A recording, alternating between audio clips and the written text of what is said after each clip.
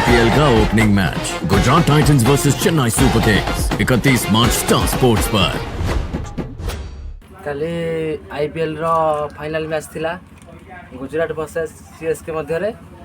ए विषय रे आपण कोन बाइट देबे काली आपण केमते लागितला खेलटा आ आपण अनुभूतिटा कोन होइला ती कोन हम दसकर बड़ फैन मु खास करी धोनी रो।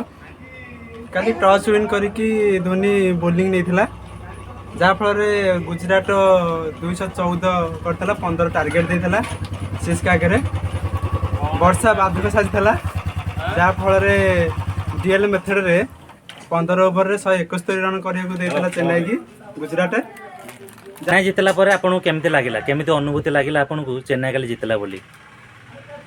मु तो भाबी नथली स्वप्न रे चेन्नई जितियो बोली। जाडेजांकर जो जोड़िए शॉट मते भल लागिला मु बहुत खुशी चेन्नई जीती मु चेन्नई रो बिग फैन।